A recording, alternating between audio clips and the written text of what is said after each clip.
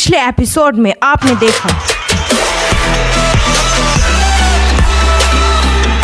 तुर्गुस साहब मारी को बाजार से लाई हुई एक कंघी देते हैं, जिसे देखकर मारी कहती है बहुत खूबसूरत है, और तुर्गुस साहब कहते हैं आप भी बहुत खूबसूरत हैं। और आज के इस एपिसोड में तुर्गुस साहब कहते हैं पता नहीं मैं क्या कहूँ। आपने सोचा कि बस इतना ही कह पाते हैं कि एक ख्वातीन आकर कहती है उस्मान साहब अपने खेमे में आप दोनों का इंतजार कर रहे हैं। ये कहकर चली जाती है। तुर्गुस साहब कहते हैं चलिए। मारी कहती है आप कुछ कह रहे थे और बात मुकम्मल नहीं की थी।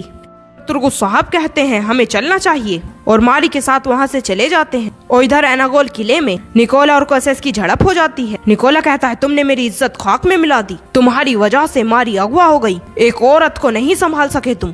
इस पर कोसेस कहता है जिस औरत के मुतालिक तुम बात कर रहे हो वो मेरी बहन है निकोला, इसीलिए अपने गुस्से का रुख मेरी तरफ फेरने से बाज आ जाओ। निकोला कहता नहीं बाज आऊंगा। ये कहकर जैसे ही कोसेस पर वार करता है बीच में रोगतोस आ जाता है और कहता है हमने मुत्तहीद रहने का हलफ उठाया था, हमने कहा था अपने माबेन इख्तलाफ नहीं करेंगे। ये सुनकर निकोला और कोसेस पीछे हट जाते हैं और निकोला कहता है हम एक साथ मिलकर मजबूत हो रहे थे। कोसेस कहता है दोबारा मजबूत होंगे यकीनन अगर तुम पुरसुकून रहने में कामयाब हो गए।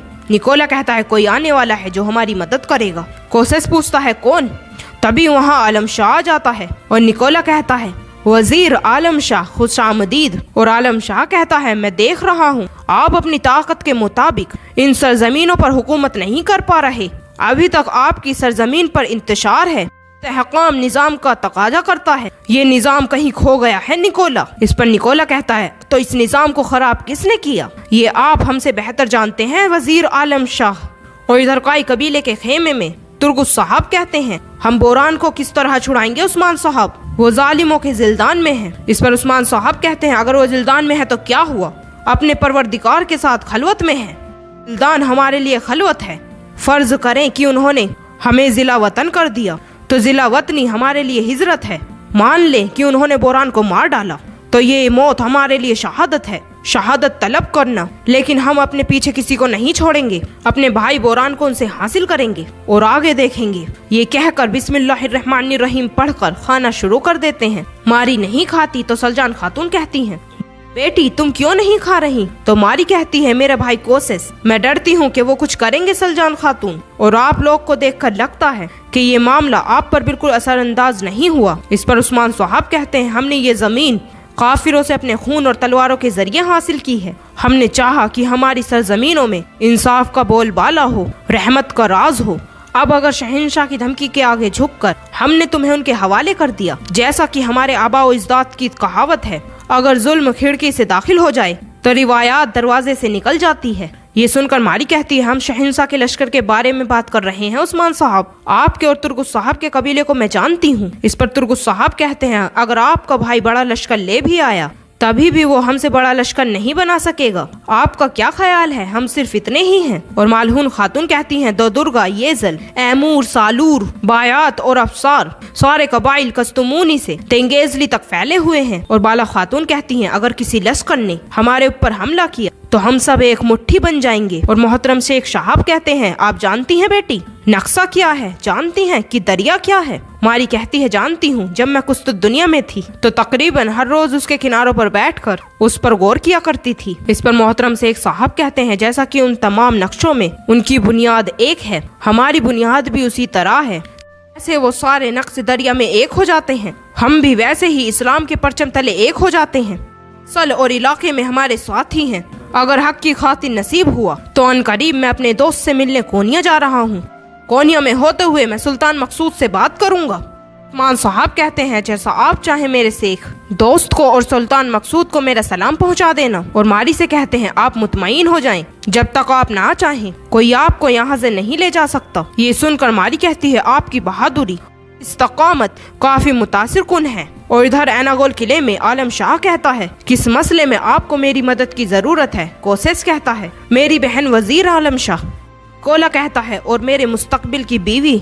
इस पर कोसेस कहता है ऐसा ही है, उस्मान के कबीले में जबरदस्ती उसे वहाँ रोक रखा है, और अगर मैं उसे वापस हासिल ना कर सका तो बजाते खुद कुछ तो दुनिया जाऊंगा और शहंशाह से लश्कर तलब करूंगा। ये सुनकर आलम शाह कहता है इसकी जरूरत नहीं है कोसेस, मैं आपको कह रहा हूँ मैं निजाम बनाऊंगा, मैं मसला हल कर लेता। उस्मान का सिपाही बोरान आपके पास है निकोला। इस पर निकोला कहता है कहाँ से सुन लिया आपने ये वजीर आलम शाह। आलम शाह कहता है निकोला, इन सरजमीनों पर जिस तरह से पत्ते तेजी से गिरते हैं मैं उन्हें भी जानता हूँ। आप बोरान के साथ क्या करने का सोच रहे हैं। और जिल्दान में बोरान को उसी तरह बांधा होता है कि तभी दरवाजा खुलता है और गोंचा अंदर दाखिल होती है। वो बोरान के पास बैठकर उसका सर अपने घुटनों पर रखती है कि तभी बोरान की आंखें खुल जाती हैं और गोंचा को देखकर बहुत खुश होता है।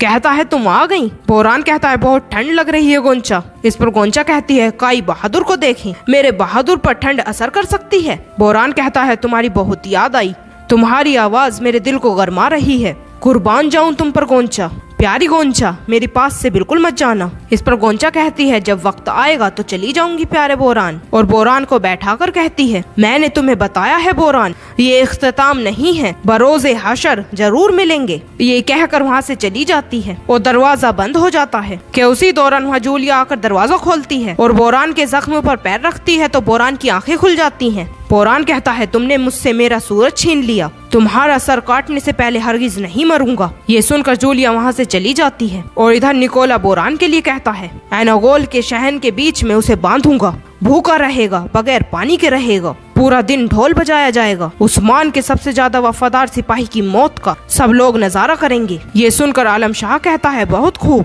लेकिन मेरे पास अच्छी तजवीज है। और इधर काई कबीले के खेमे में गुक्तोक की नजर कोपोस पर होती है कि उसी दौरान वहाँ हेरा जाती है। उसे देखकर गुक्तोक चौंक जाता है और हेरा कहती है हमें आपकी खबरें पहुँची, आपके सिपाही शहीद हो गए। मैंने सोचा कि आपको कोई नुकसान ना पहुँचा हो, शुक्र है कि आप ठीक हैं। ये सुनकर गुक्तोक उसके पास आता है और हेरा कहती है मेरे बाबा मेरे जरिए उस्मान साहब के पास एक पैगाम पहुँचाना चाहते हैं। इस पर गुक्तोक कहता है आई वल्लाह, अच्छा तो फिर मेरे साथ आए। ये कहकर उसे अपने साथ ले चलता है। फिर उस्मान साहब के पास आकर एक सिपाही कहता है आपके हुक्म के मुताबिक मैंने कोसेस का पीछा किया, वो अपने किले नहीं गया, एनागोल गया है। इस पर उस्मान साहब कहते हैं जाहिर है वो किसी नई धोखाधड़ी के पीछे हैं। वो सिपाही कहता है भाई अल्प को कल एनागोल किले के सहन में फांसी दी जाएगी। ये सुनकर उस्मान साहब कहते हैं क्या कह रहे हैं आप। सिपाही जंग के मैदान में गिरता है, शहर के मैदान में फांसी के जरिए नहीं। तमाम सिपाहियों को खबर करो, उस्मान सरदार का हुक्म है, हम एनागोल जा रहे हैं। ये सुनकर सिपाही वहाँ से चला जाता है और इजाजत लेकर गुक्तोक हेरा के साथ वहाँ पहुँच जाता है। उस्मान साहब हेरा को खुशामदीद कहते हैं, उनका शुक्रिया अदा करती है। उस्मान साहब कहते हैं सिर्फ अपने वालिद का पैगाम देने आई हैं आप, मेरे सिपाहियों की शहादत पर दुखी नहीं है आप। हेरा कहती है क्यों नहीं हूँ उस्मान साहब। उस्मान साहब कहते हैं ठीक है फिर ज्यादा दुखी मत हो, मैं आपकी मदद दरकार है। इस पर हेरा कहती है बिल्कुल, जो भी आपको जरूरत हुई मैं वो करूँगी। ये सुनकर उस्मान साहब कहते हैं आपकी बदौलत हम बोरान को छुड़ाएंगे।